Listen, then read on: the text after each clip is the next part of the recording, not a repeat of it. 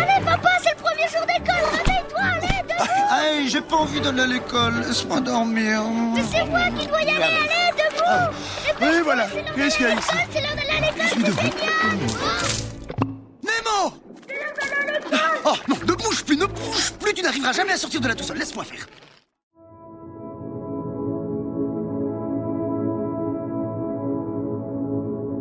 Bonjour à toi, et bienvenue dans le Son de la Crypte, le podcast du site de la crypto-série. Ici, tu trouveras des versions audio des articles présents sur le site. Il s'adresse aux détracteurs de l'écrit et à tous les fans de séries télévisées dont la production est terminée ou pas tout à fait. C'est avec un immense plaisir que je te retrouve pour cette 4e saison.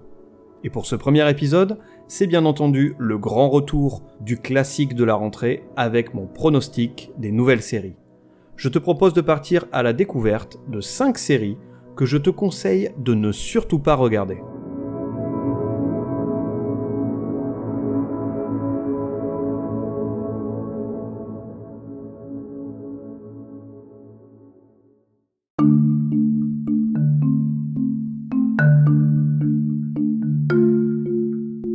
Dans la vie, il y a des idées de séries qui valent de l'or et il y a les autres. Ces dernières, malgré l'inconsistance de leur scénario, sont propulsées sur le devant de la scène et servies aux yeux des téléspectateurs du monde entier. Ceux-ci s'en délectent parfois ou crient au scandale devant le néant scénaristique qui s'offre à eux. À l'instar des années précédentes, j'enfile donc ma cape de super-héros des séries pour t'éviter de tomber dans le piège. C'est ainsi que je te propose une liste de 5 séries qui, à mon humble avis, auraient dû rester au stade de simples projets et ne jamais voir le jour. Un peu comme la conception de Cyril Hanouna. Allez, c'est parti pour le pronostic de la rentrée.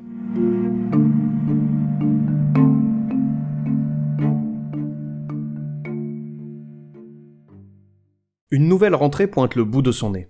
Avec elle, son lot de chérubins en route pour l'école, la nature revête son manteau brun, et nos écrans nous offrent leur assortiment de nouveautés. Parmi le flot de nouvelles séries qui vont débarquer d'ici la fin de l'année, il y aura à boire et à manger. C'est à boire qu'il nous faut. Avril, tais-toi! Avant de te lancer tête baissée dans toutes les séries qui te seront proposées, je vais t'aider à y voir plus clair. Alors non, je ne vais pas te lister l'intégralité des séries qui feront leur apparition. J'ai une vie, moi, monsieur. J'ai des choses importantes à faire dans ma vie, comme... finir Zelda Tears of Kingdom, par exemple, car j'ai vraiment hâte de débuter Starfield, et j'ai en plus Baldur's Gate 3 à me taper. Espèce de geek. Si tu te souviens bien, la rentrée des séries 2022-2023 était marquée par un léger manque d'originalité. Entre spin-off, remake et autres créations ressucées, nos amis d'outre-Atlantique nous avaient gâtés. Cette recette, ils la connaissent bien, et ce n'était pas la première année qu'ils nous la servaient. Proposer au grand public des univers de séries déjà connus et qui ont attiré le chaland est évidemment plus facile. Pour rappel, voici les séries que j'avais sélectionnées et ce qu'il est advenu d'elles. Il y avait The Winchester, qui a été annulé. Walker Independence, qui a été annulé, et heureusement. Quantum Leap, une saison 2 est prévue. Earthbreak High, le remake de Heart Laker Avif, une saison 2 est prévue et devrait débarquer dans pas trop longtemps sur Netflix, si je ne dis pas de bêtises. Et enfin, The Rookie Feds, une saison 2 pourrait voir le jour en 2024. Il faut dire que la grève des scénaristes et des acteurs ne permet pas d'y voir très clair concernant l'avenir de celle-ci. Donc, avec un score de 2,5 sur 5, on va dire qu'il ne s'agit pas de ma meilleure année. Mais pour tout te dire, sur les 5 séries, j'ai seulement osé regarder Quantum Leap, que j'ai finalement lâché au bout de 3 petits épisodes. Avec en tête la série originale des années 80, je savais pertinemment que je ne laissais aucune chance à cette nouvelle version. Oh bravo. Quoi qu'il en soit, la vacuité des histoires et le manque d'empathie envers les personnages ne m'a pas poussé à aller plus loin. Quant aux autres séries, elles ne m'intéressaient pas plus que ça. Il faut dire qu'entre des spin-offs et des reboots, cette rentrée manquait clairement d'originalité. J'ai donc préféré consacrer mon année à un rewatch d'Amour, Gloire et Beauté.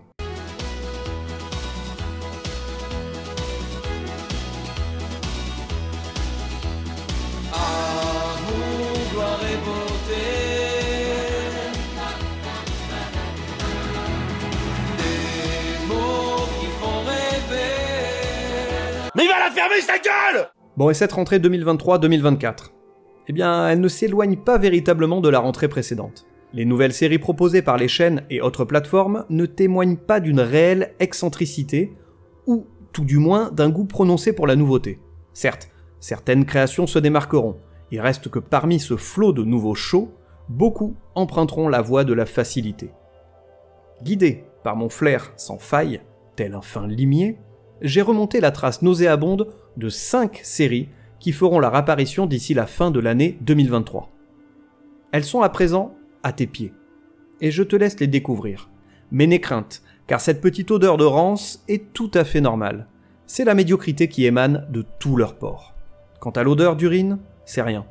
Un simple petit plaisir personnel. Tu sens la pisse, toi. Pas l'eau bénite. Pour la première série, j'ai choisi de te parler de The Walking Dead Daryl Dixon, un spin-off qui, à mon avis, ne vaut pas le coup. Débutons par le synopsis. Daryl Dixon se réveille en France sans savoir comment il a débarqué ici.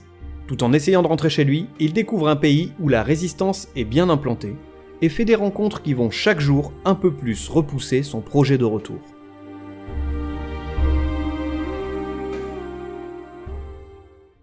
The Walking Dead Daryl Dixon est un énième spin-off de la franchise The Walking Dead. On a eu droit au préquel, à l'anthologie, aux enfants de la première génération, au duo Maggie-Negan, et maintenant c'est Daryl, dit Guillaume Tell, qui se charge de nous faire vivre un nouveau spin-off. Ça fait beaucoup quand même à Monsieur Dufayel. Plus rien n'arrête nos amis d'AMC qui ne se lassent pas de l'univers de The Walking Dead, qu'ils doivent trouver certainement très merveilleux. Non, ce n'est pas ça. Le mot que je cherche a un lien plus en rapport avec le fric, le pognon, le flouze, l'oseille. Concrètement, que peut-on dire de ce nouveau dérivé avec Daryl Dixon ? Déjà, ce n'est pas étonnant de retrouver comme personnage principal Daryl dans une série dérivée de The Walking Dead. Il était un personnage très apprécié et emblématique de la série originale. De ce point de vue-là, on ne peut pas en vouloir à AMC de tenter le coup. Elle sait qu'elle ravira certains fans et dispose donc déjà d'un public acquis. Cela ne veut pas dire pour autant que la série sera de bonne facture. Le trailer est d'ailleurs déjà un bon indice pour savoir dans quoi on met les pieds. Quelque chose. Oh, mec, tu viens de marcher dans une grosse merde de chien. Je te laisse aller le consulter, il est dispo sur le site de la Crypto-série, dans l'actu, sur les 5 séries dont je vais te parler ici même. Hormis les grands poncifs que ce genre de série nous livre à chaque fois, à savoir les gentils très gentils et les méchants très méchants, ce trailer m'interpelle sur 2 points. Déjà, que vient foutre Daryl en France ? Mais qu'est-ce qu'il fout là, le crado ? Et l'autre point, la relation qu'il y aura entre lui et un jeune garçon appelé Laurent. Il est là! Qui ça? Laurent! Commençons par ce débarquement en France. Alors j'emploie sciemment le terme de débarquement, car la façon dont il échoue sur une plage, bord de mer qui n'est pas sans rappeler les plages normandes, renvoie à un certain fait historique qui a marqué notre pays et plus globalement le monde. En extrapolant légèrement, il est très facile de voir le lien que la série fait avec le débarquement de Normandie du 6 juin 1944. Cela signifie quoi exactement ? Telle l'armée américaine durant la Seconde Guerre mondiale, Daryl débarque en France pour nous sauver, nous, pauvres Français, face aux zombies et autres méchants très méchants de l'histoire ? Il est tout seul le mec, c'est un peu prétentieux quand même, non ? Oui, on sait, ce sont les Américains, les sauveurs du monde, on a compris. I love being an American. America is number one. Il reste qu'il faudra m'expliquer comment le mec a traversé l'Atlantique dans une barque, sans boire, sans manger et surtout sans se réveiller. Et puis, il a dû se pisser dessus, non ? En tout cas, moi ça me pose des questions. Je suis donc allé faire quelques recherches sur la toile, et je suis tombé sur des chiffres allant de 2 à 3 semaines de traversée, pour aller de la France aux States, selon le bateau dans lequel on voyage. Donc mon cher Daryl, tu vas pas nous la faire à l'envers. Comment as-tu fait tout seul dans ta petite barque de lac pour aller des États-Unis à la France ? Franchement, ça sent le complot à plein nez tout ça. On a mis Daryl dans une barque délibérément. Je sens que les reptiliens ne sont pas loin, attention. C'est un complot! Bon, et si AMC voulait faire un clin d'œil au débarquement, n'aurait-il pas été plus malin de lancer la série le 6 juin 2024, l'année prochaine, à la date anniversaire de l'événement, soit 80 ans plus tard ? La prochaine fois, AMC, appelez-moi, je vous ferai la communication comme il se doit, bande de grosses nouilles. Il nous propose le poste de directeur de création. 250 000 balles par mois, plus les notes de frais, l'appartement payé, les Porsche de fonction, les putes de fonction, les stock options, alors là, la coke, c'est les arts. Passons au second point qui m'a interpellé durant le trailer. Il s'agit du personnage appelé Laurent. On sent de suite qu'une relation va se créer entre Daryl et ce jeune garçon. Ce premier va devoir le prendre sous son aile, l'aider et le sauver. Et ce schéma n'est pas sans rappeler une autre œuvre vidéoludique qui a été adaptée en série il y a peu, la bien nommée The Last of Us.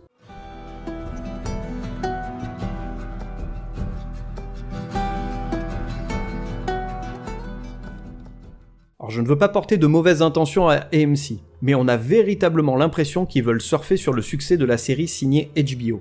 Daryl et Laurent risquent assurément de nous faire penser au duo Joel et Ellie de The Last of Us.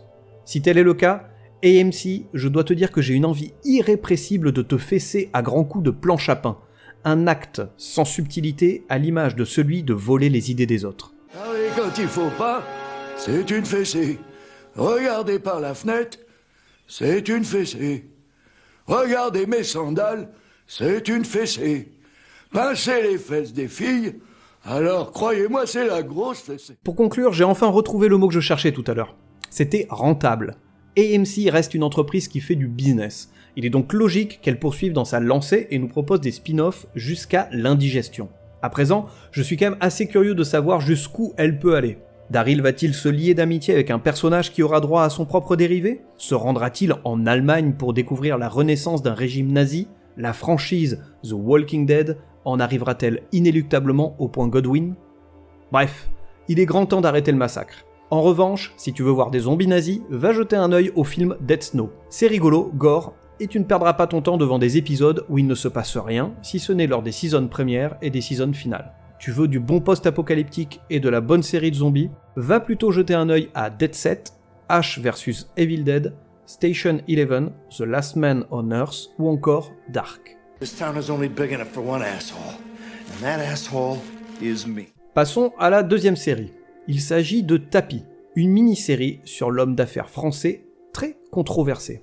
Synopsis. T-A-P-I-E.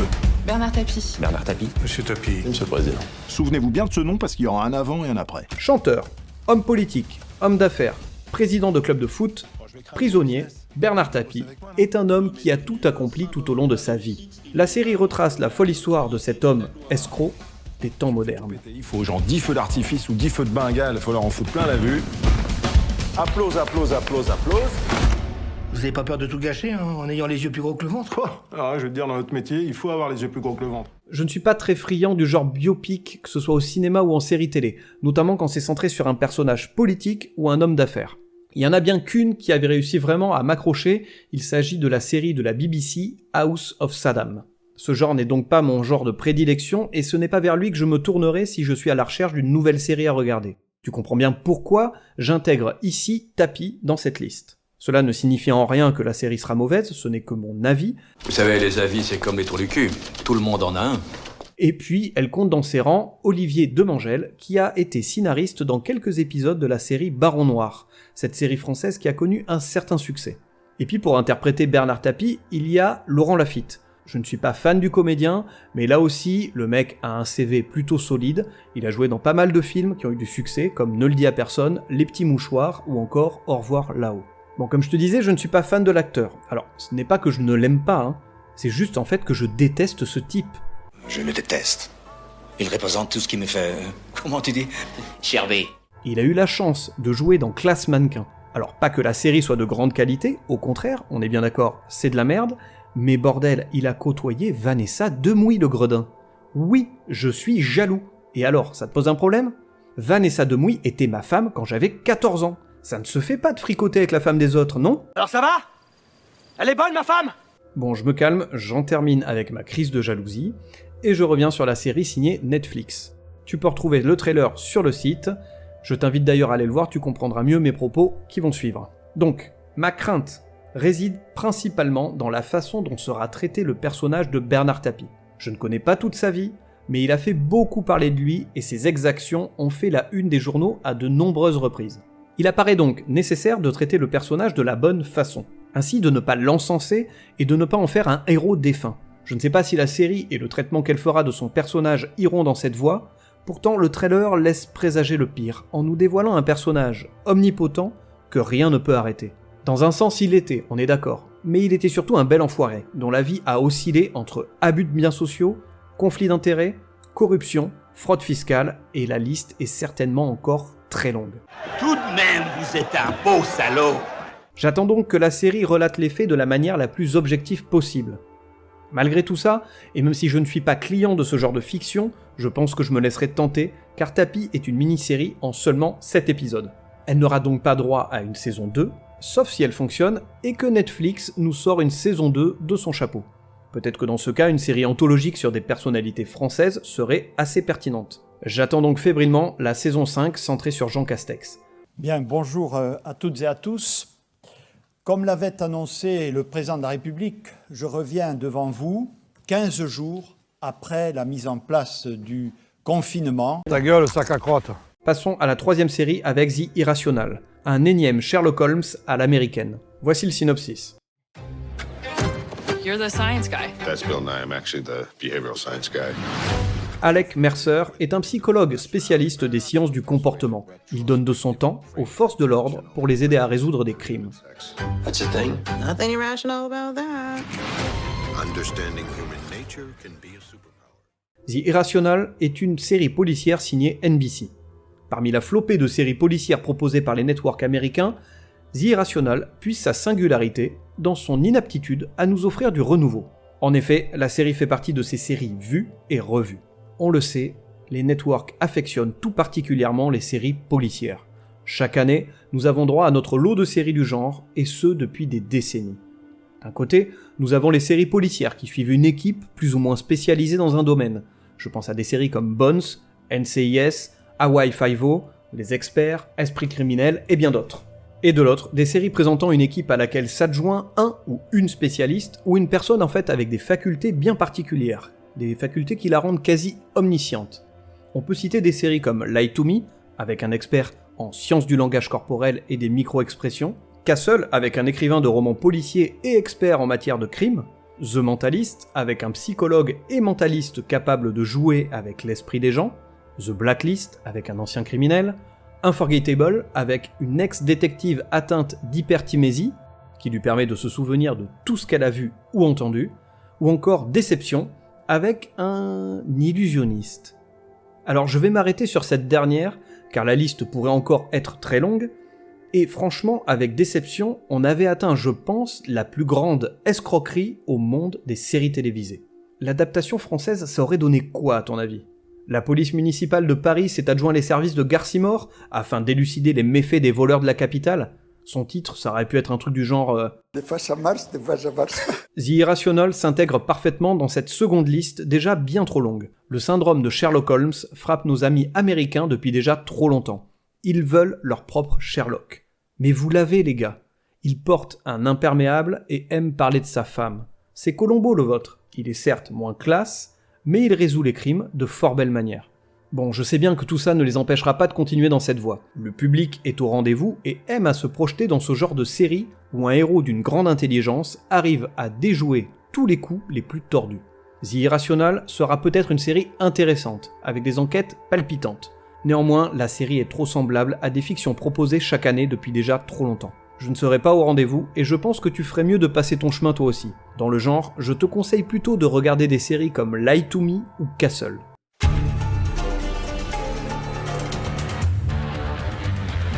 Passons à la 4e série, The Spencer Sisters. Une série policière qui va te faire rire ou pleurer de désespoir. En voici son synopsis. You need to get down here right away. There's been a murder.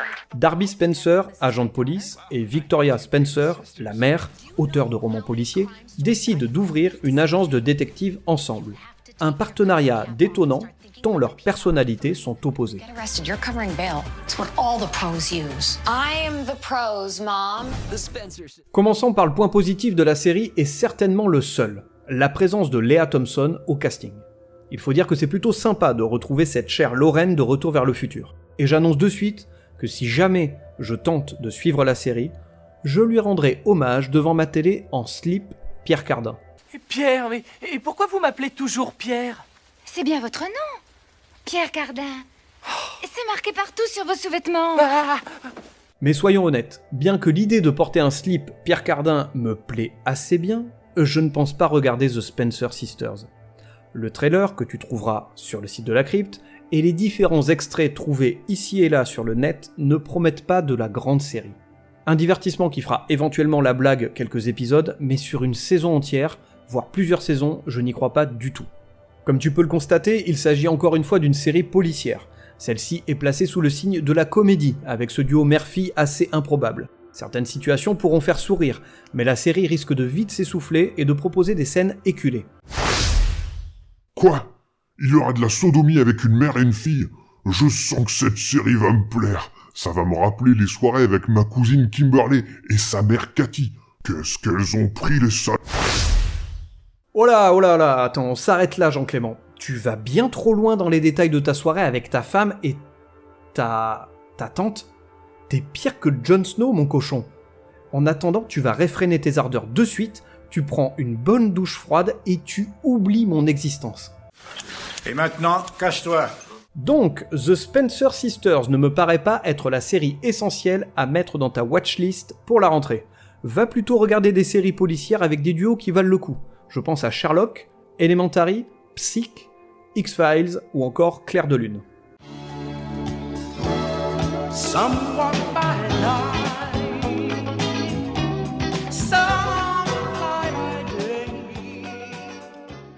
Nous arrivons à présent à la dernière série. Il s'agit de Berlin, ou Berlin, le spin-off de la Casa de Papel. Un spin-off qui me semble être sans surprise. Voici le synopsis.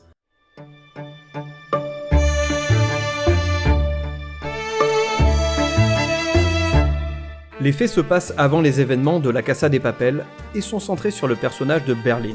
On suit donc Berlin et son gang qui planifient un casse magistral.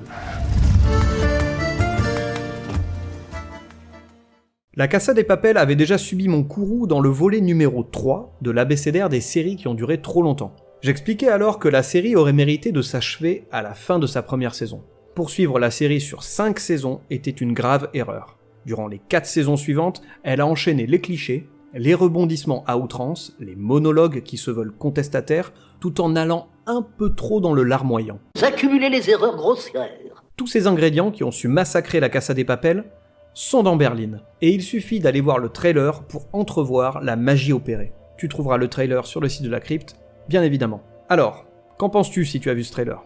Est-ce que je te mentais ? Voyons, c'est absolument ridicule, votre Altesse. Il ment, c'est évident. Non, je pense pas.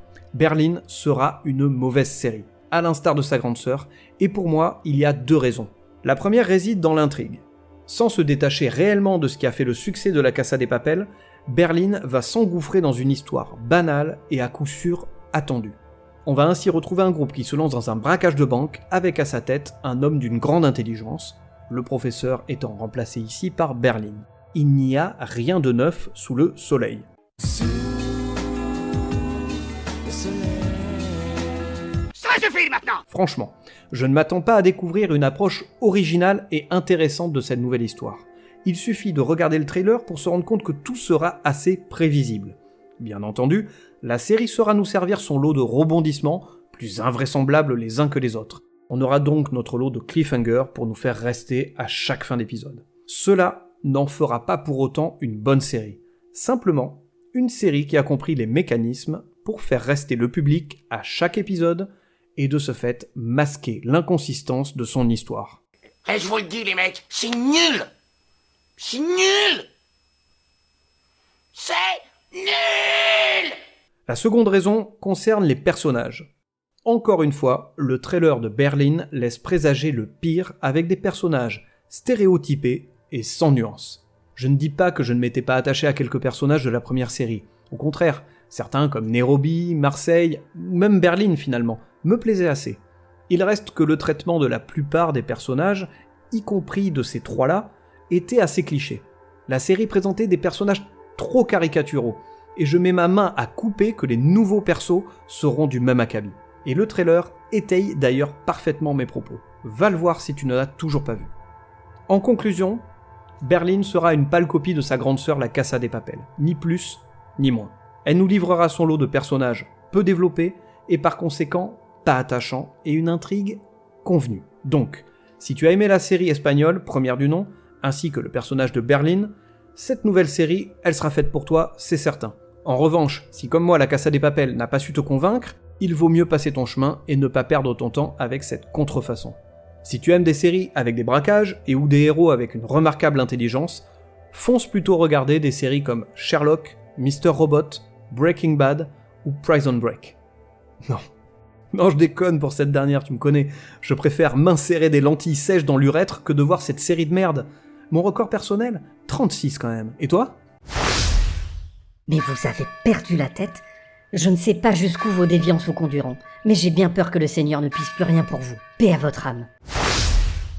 Merci pour ta sollicitude, Marie-Constance. Mais t'inquiète, mon âme se porte bien, et tu sais, à 36, j'en suis sûr que je peux monter à 45.